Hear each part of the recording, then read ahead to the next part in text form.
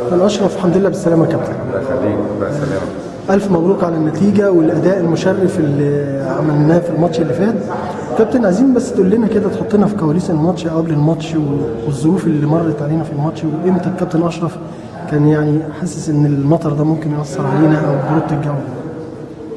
طبعا الاجواء كلها كانت قبل الماتش الحمد لله، يعني كان في روح معنويه عاليه من اللعيبه، وكنا شايفينه بننزل نتمرن قبل الماتش بيومين، شايفين الملعب كله ميه وعاملين الحسابات دي. وزي ما بقول لك اللي كان مطمن اللعيبه ما كانوش مهتمين بالكلام ده. دي كلها عوائق وبتبقى زي ما بتكلم ان موجوده، لكن هل هي يعني مأثره على اللعيبه ولا لا؟ هو ده كان الكلام، وهو ده كان اللي احنا كنا بنبص عليه. لكن فعلا لعيبتنا كانت مركزين وكانوا مصممين ان هم يعملوا حاجه كويسه. عارفين هيبقى في جمهور، عارفين هيبقى الملعب مش كويس، عارفين كل الكلام ده، لكن الحمد لله روح المعنويه كانت عاليه. وزي ما بقول لك هو الاصرار كان الاساس، واحنا كان ده مدينا بصراحه يعني طمانينه. احنا بنبص لعيبتنا كده كنا شايفين هم عايزين يعملوا حاجه كويسه، فبالتالي الحمد لله كان مطمنا يعني.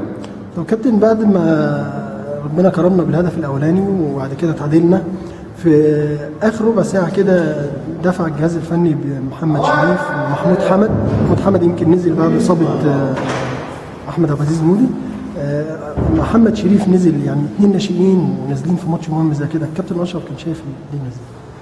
انت في زي ما بقول لك لازم يبقى في سبب للتغيير. طالما انت بتعمل تغيير وعندك سبب مؤثر، بيبقى خلاص انت واخد القرار بسبب مقنع. يعني اول حاجه، اول تغيير عمر جمال ونزول جون انطوي. عمر كان يمكن من اول مباراه عنده شد وكده، هو بيتحمل على نفسه، واحنا كنا حابينه يبقى موجود شويه وكده، لان التغييرات كنا احنا حاطين في دماغنا توقيتات معينه يعني. فده اول تغيير. التغيير الثاني حمص بقى له فتره كبيره ما بيلعبش، كان وجوده مهم جدا وعمل دور كبير. حمص اللي مش واخد باله يعني، حمص معنويا ساعد الفرقه كويس قوي معنويا. اللعيبه كانت مطمنه ان في لعيب خبره، لعيب كبير موجود معاهم، الجماهير عارفاه وبتنده له، جماهير الجزائر كلها قبل المباراه. اعتقد دي حاجه معنويه. الحاجه الفنيه بقى، حمص كان رتم المباراه اللي كان بيتحكم فيه محمد حمص، لما كان بيقف على الكوره، لما كان بيهدي الامور، لما كان مطمن اللعيبه. حمص كانت الكرات الثابته سلاح خطير جدا لشباب بلوزداد. حمص كان متواجد في اكتر من مناسبه بشكل كويس وطلع اكتر من كره خطر. احنا حاسين الكلام ده لان احنا شايفينه. لكن حمص طبعا كان ادى زي ما بقول لك احنا شايفين ما كانش ينفع يلعب 90 دقيقه، واحنا كنا طالبين منه بس التوقيت دوت. محمد شريف نزل كلاعب صغير، اعتقد الحمد لله كان ادى كويس جدا.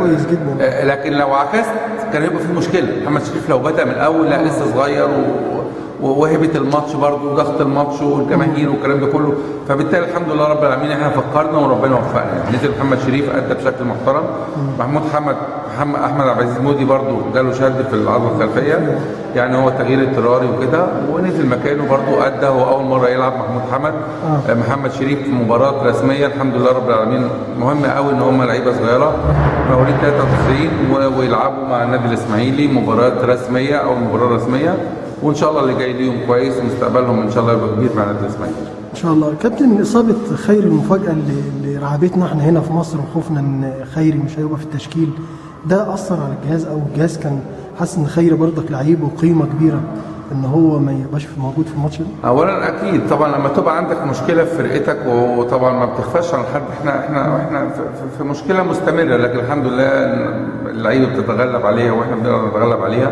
لكن اكيد لما يحصل ان لعيب بقيمه ومستوى احمد خيري تلاقيه مره واحده، الماتشين اللي فاتوا احمد خيري هداف الفريق، فلما تلاقي لعيب بالحجم ده والقيمه ده يبقى مش موجود معاك اكيد بيعمل دروب. لكن الحمد لله البركه في زمايله،